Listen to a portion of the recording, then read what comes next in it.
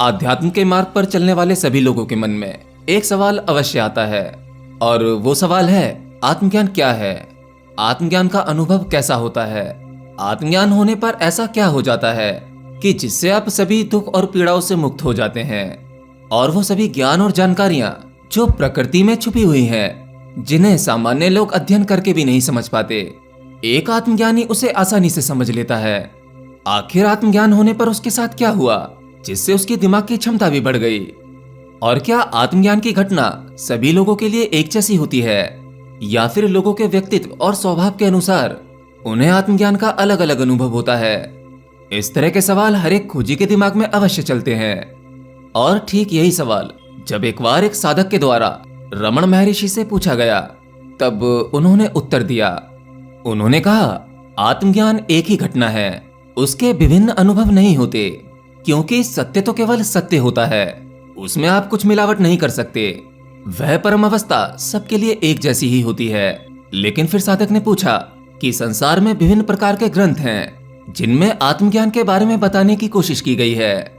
अलग अलग धर्मों में, अलग अलग संप्रदायों में आत्मज्ञान की कुछ अलग तरह से व्याख्या की गई है।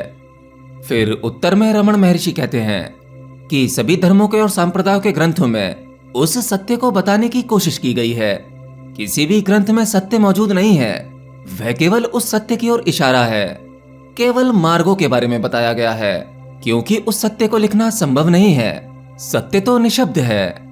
और रही बात की अलग अलग धर्मों में अलग अलग धर्म गुरुओं द्वारा बताए जाने वाले उस सत्य के मार्ग को कई तरीकों से क्यों बताया जाता है, तो देखिए, जिस सत्य को हिंदू धर्म के धर्म गुरु बताते हैं, या फिर बौद्ध धर्म में बताते हैं, या और अन्य धर्मों में उनके द्वारा बताया जाने वाला वह मार्ग या उस सत्य की ओर इशारा, वह प्रश्नकर्ता की मानसिक अवस्था पर निर्भर करता है। ठीक उसी प्रकार से जैसे कोई विषय हो, आप मैथमेटिक्स का एग्जाम्पल ले सकते हैं। किसी सवाल को सॉल्व करने के लिए एक अध्यापक कई फॉर्मूले का इस्तेमाल कर सकता है। सबसे पहले वह विद्यार्थी की मानसिक अवस्था को समझता है।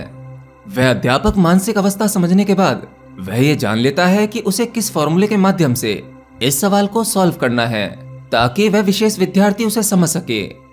ऐसे ही अध्यापक की तरह आज दुनिया में तरह तरह के धर्म गुरु हैं। वे सबसे पहले आपकी मानसिक अवस्था समझते हैं, आपकी आध्यात्मिक गति कितनी हुई है, आप किन शब्दों के माध्यम से समझ सकते हैं। आपने जो सवाल अपने धर्म गुरु से किया है, उस सवाल पूछते समय आपकी मन की क्या अवस्था थी, उस मन की अवस्था के अनुसार ही आपको जवाब मिलता है। उसी सेम सवाल का उत्तर वो दूसरी प्रकार से भी दे सकते हैं।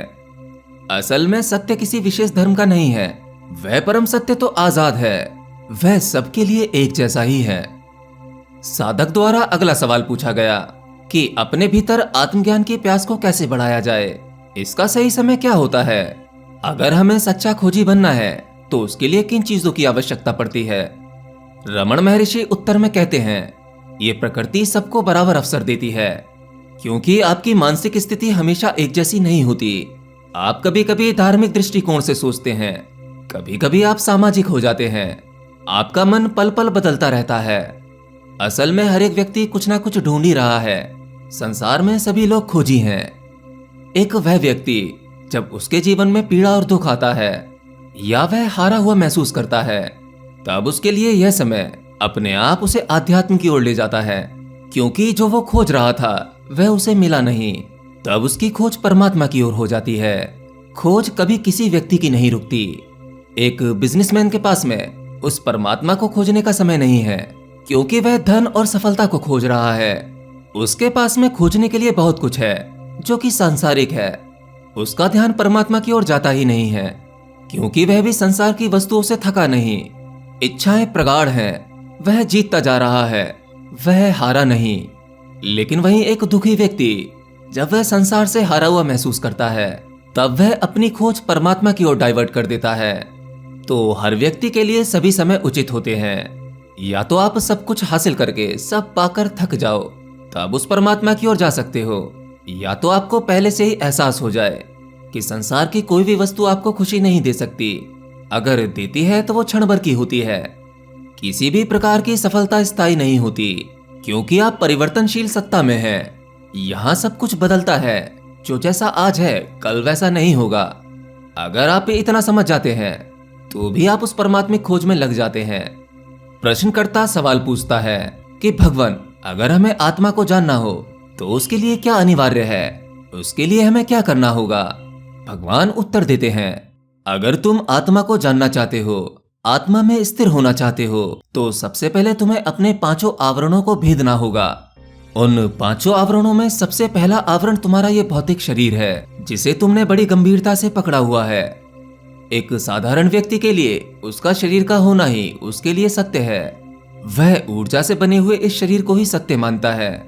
मतलब आप अपने इस पहले आवरण, इस भौतिक शरीर को ही नहीं भेद पाते। तो अपने इस भौतिक शरीर को भेदने के लिए आपको थोड़ी सी स्थिरता चाहिए, एक ठहराव, जिसमें आपको यह एहसास हो सके कि आप ये शरीर नहीं हो। उसके बाद आपका सामना आपके दूसरे आवरण से होगा, आपका मानसिक शरीर, यानी आपका मन, आपके विचार। जब आप थोड़ा बहुत ध्यान करते हैं और कुछ स्थिरता हासिल कर लेते हैं, तब आपको यह एहसास होने लगता है कि आप ये शरीर नहीं हो। इसका मतलब यह है कि आप अपने भीतर थोड़ा सा उतर चुके हैं, जहां आपकी मुलाकात आपके विचारों से, यानी आपके मानसिक शरीर से होती है। फिर आप अपने उन विचारों को ही अपना होना मानते हैं, क्योंकि आपके भीतर विचारों के माध्यम से जो सवाल कर रहा है और जो उसे जवाब मिल रहे हैं, इन सबको समझने वाले को ही आप आत्मा जानने लगते हैं। परंतु वह भी आत्मा नहीं है, यह तो आपका मन है, जो आपके बाहरी आवरण, यानी आपकी बाहरी परत, आपके इस भौतिक शरीर से भी ज्यादा शक्तिशाली है। मन को भेदना थोड़ा सा मुश्किल हो जाता है, परंतु ये असंभव नहीं है।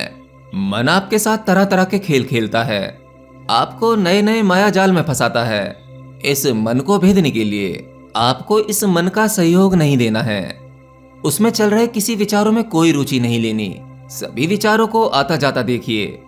पहली परत आपका भौतिक शरीर, जिसे अब आप अलग समझ पा रहे हैं, उसे अलग महसूस कर रहे हैं। दूसरा आपका मन, जहां बहुत से विचार चल रहे हैं। जब आप उन विचारों को भी दूर से देखते हैं, तब समझो आपने अपने इस आवरण को भी भेद दिया, क्योंकि अब आप दोनों चीजों को अलग देख पा रहे हैं। शरीर पहले अलग हुआ, फिर आप मन को भी, मन में चल रहे विचारों को भी अलग से देख रहे हैं। अब वो जो देखने वाला है और आपका जो मन है, यहाँ आपको थोड़ी सी कंफ्यूजन होगी, लेकिन अब आप इसके भी पार निकल जाएंगे। जैसे ही आप अपने इन दोनों आवरणों को भेद देते हैं, उसके बाद ये प्रकृति आपको स्वयं मार्ग दिखाने लगती है। बस आपको वही तरीका फॉलो करना है। अपने भीतर प्रवेश करते समय आपको जो भी अनुभव होते हैं, उनमें किसी भी प्रकार की रुचि नहीं लेनी है, तभी आपकी गति आगे की ओर बढ़ती जाएगी। धीरे धीरे करके आप अपने पांचों आवरणों को भेदते चले जाएंगे। परंतु जैसे ही आप बीच में कहीं रुकते हैं और अपने भीतर हो रहे किसी अनुभव से इंप्रेस हो जाते हैं, या आपको थोड़ा सा कहीं अहंकार आ जाता है कि आपने कुछ जान लिया, तब आपकी गति वहीं रुक जाएगी। फिर आप अपने अगले आवरण को नहीं भेद पाएंगे। और इसी क्रिया में गहरा उतरने के लिए रमण महर्षि ने एक मंत्र दिया था, मैं कौन हूँ। मैं कौन हूँ खोजते खोजते आपका सामना बहुत से मैं से होगा। जैसा कि मैंने कहा कि सबसे पहले आपका सामना इस शरीर रूपी मैं से होगा, फिर मन रूपी मैं, ऐसे ही आपको बहुत से मैं मिलेंगे। बस उस मैं को खोजते खोजते वह मैं भी खो जाता है। फिर जो बचता है वही परम सत्य बचता है।